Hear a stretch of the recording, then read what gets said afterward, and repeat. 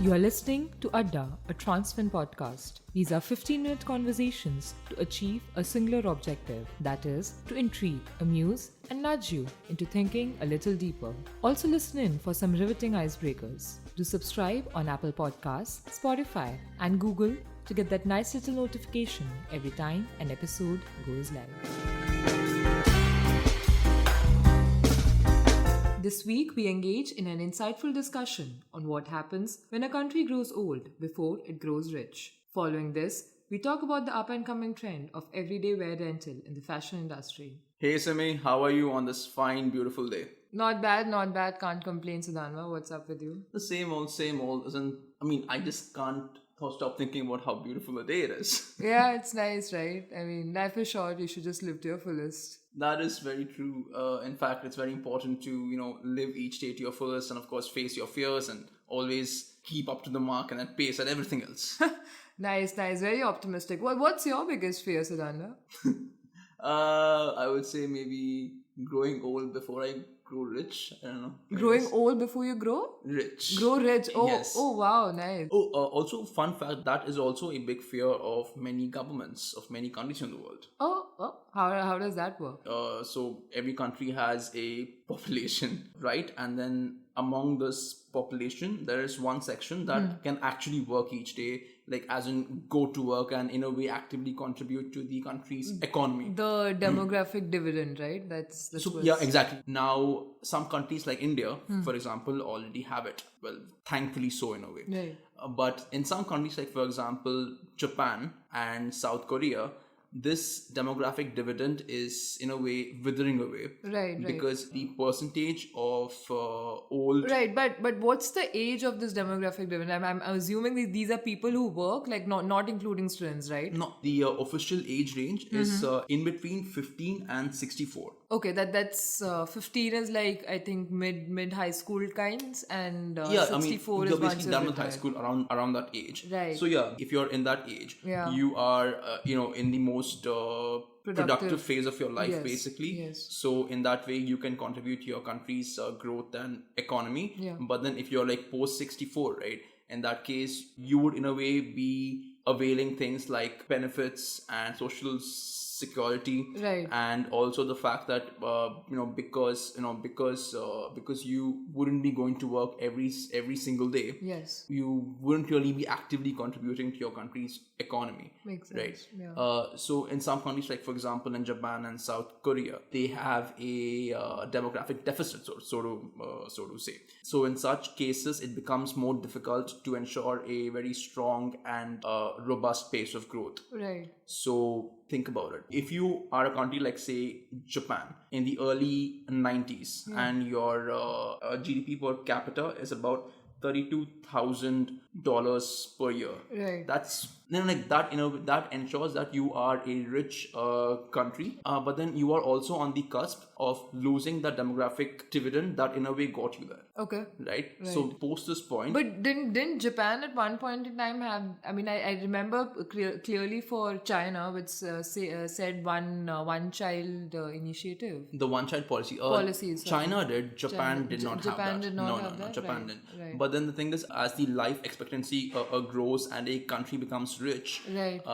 So each couple basically focuses on only having one child, right, and ensuring that all the family's cash and time, all of that is concentrated on that one child, right? And also this child ends up living for a longer time than his or her parents. Oh, that's so interesting. Right. Basically in the end of the day, people are living healthier lives, which is a very good thing, right? And at the same time having fewer kids. Let's say you're a country like Japan, right? Yeah. You basically grow old, and then it becomes a challenge for you to take care of your aging people. Right. Cool. That's like one outlook. Right. Fine.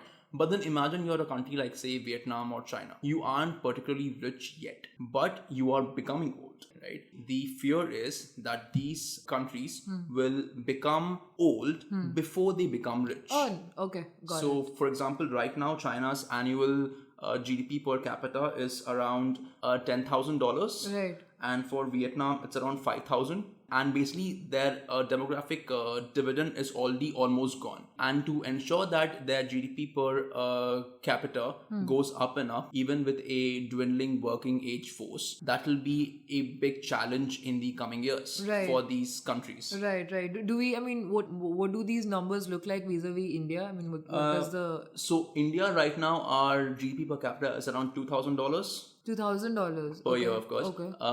And that is low, of course. But then considering the fact that we are a very big country, we still have a very long way to go. But then the good news is that in terms of the demographic dividend, that's a gift that will keep on giving for the next 37 years. Until the mid 21st century at least. Right. But at the same time, it's also a challenge for us, because in the end, it's also sort of like a demographic burden in a way, because a very large chunk of our working age is unskilled or semi-skilled. Unskilled and semi-skilled, or even unemployed or underemployed, right? So perhaps, I mean, with the advent of AI and machine learning, all of those, yes, automation, and that too is an added fear. I mean, all these jobs being lost and all of that could really put several lives and several jobs at risk or to risk, right? So basically, to ensure that all our youth have enough jobs and also have good enough jobs is going to be a challenge on its own.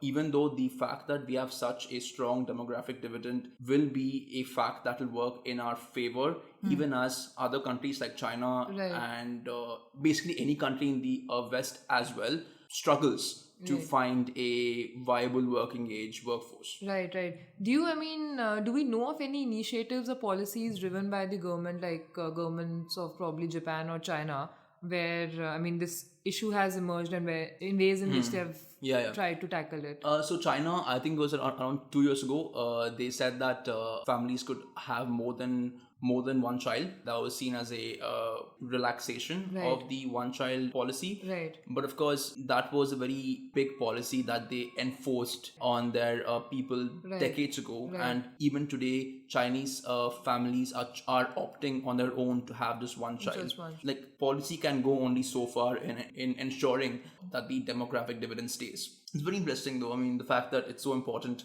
to have young people in your country and so many of them to ensure that you have a very robust growth. And that's chiefly why it's extremely important that at least for the next 30 years or so, India grows at a very fast pace. Because as of now, we are basically, technically speaking, at the prime of our lives. So at least for the next few decades. So are we. Well, I am, Simi. Okay, I'm kidding. I am too, we bro. all are. Come we all on. are. Right. Yes. But then to just say this point out loud, the fact is it is extremely important and crucial for India to grow at a very quick pace in the next few years. In the next few decades until this demographic dividend is enjoyed by our country. Yeah. Hopefully we will. Fingers crossed. Everything. Right. Just drawing from your point of having a young population, robust demographic dividend, I just personally feel that having a good chunk of people belonging to like a younger demographic dividend, it's very important in propelling a lot of innovations. I don't know if you read about this, but it just hit me right now when we're speaking about it, that in India and also primarily in the West, there are these new fashion trends which are emerging, right?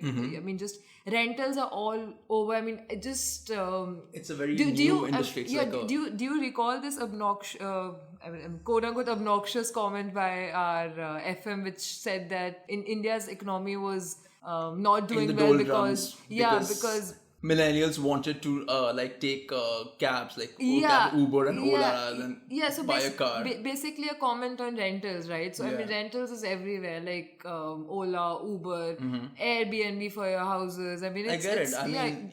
It's like also cheaper and also more convenient, I would say. Personally, would you be comfortable wearing rented clothes?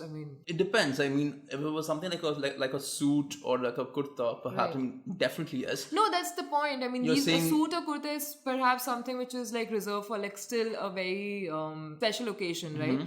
But I mean, say every day for work, I mean, if you just going out to the gym, like just going out for a walk or just going out shopping, would you prefer wearing something which is rented? I don't get it. Why would I want to rent out clothes that I wear every day? Yeah, that's the new up and coming trend which has hit the fashion industry. People are now renting everyday clothes. What is the rationale behind it though? The rationale behind basically is because, I mean, with the emergence of fast fashion and thanks to Instagram and social media, I'm like The the age of booming, Instagram, burgeoning age of social media. People, I mean, I wear something nice today, I click a picture, put it on Instagram. Tomorrow I go out to a nice place, but unfortunately wearing the same dress and I cannot upload the picture. So I want like people, I mean, I don't know if you watched this latest episode by Hassan Minhaj, the fast fashion. I watched this one by John Oliver. Okay. Nice. I've not actually watched the one by John Oliver, but Hassan Minhaj talks about how with the upcoming with brands like H&M and Zara, I mean flourishing, these are just very quick, cheaper clothing vis-a-vis say a Tommy or say a Louis Vuitton. Like these are still designer brands. It's not, I mean, they're not very affordable per se, right? So brands like Forever 21, H&M, Zara, they'll make like cheap copy. I would not even say cheap copies, but cheaper copies. And probably something on the runway, it's just something has just gone viral, something hit the runways, and they just make copies in like about 2 days. Because that's just the kind of research it goes. Like vis-a-vis a brand like Tommy, they'll do extensive research on clothing, material, I mean stitching, design, ideology, and all of those things. But someone like Zara would not do that. So people just buy all those clothes, but they hardly wear it for 3 to 5 times, and there's so much that they throw out in like 3 to 5 months. Yeah, it's just, I mean, resulting in so much waste. I mean, I think that this industry also has a lot of environmental negative repercussions on its hands. Oh yes, right? they in terms do. of carbon emissions and the climate crisis. Right. So the clothing industry is responsible for about 10% of global greenhouse gas emissions. Right. 10%. That's I think more than all energy, and it consumes more than energy, all the energy which is consumed by the aviation and shipping industries combined. Aviation and shipping. Yeah. That's quite a big chunk. It's huge. It's huge. So I mean, I'm also thinking about about all these clothes that just go wasted every single day. I mean, like such a large number of clothes. I mean, like, you know, it just seems like a big waste. So yeah, I mean, I can think of the logic, say, I mean, in terms of like renting clothes. But yeah, I'm just thinking, like, are all clothes on the table here, so to speak? Yeah, most of like all kinds of clothes, and I was even reading. I mean, something as personal and intimate as a boxer is also on a rent, right? So I mean, everything from t-shirts, boxers, boots, bags, all of them. Like even if I talk about clothing, including accessories, all of them, and all of these clothes. So you can rent a cloth for about like you can rent about 8 pieces of eight pieces of dresses in about like $100 bucks. Right? It's as okay, cheap so it's as cheap. that. It's very cheap. It's very cheap, And also- and they're all dry cleaned and pressed and ironed and really well. And also, is that for like 1 month or like 1 day? Or what It is depends. I mean, it depends on how long, but usually it's around for a month. And everyone... It's cheap. It's very cheap. It's very cheap. And as per statistics, everyone from like the age of like 15 to about 80, all of them are now opting for rental clothes. I mean, probably all reservations have been shared about, I mean, hygiene or I don't know, but people are just more open and understanding the ecological benefits. I think it's because a lot of consumers are more cash savvy now. They just want... And also very eco-friendly. Yeah. Eco-friendly, and I mean, it's just all combined. Eco-friendly, cash savvy. I mean, they want to get the worth of what they're spending for. And millennials, basically. Millennials, basically. I mean, us. all of us would want to do that, right? Yeah, I mean, true. Instagram, we all on Instagram, but... Yeah, so I'm just thinking, like, is it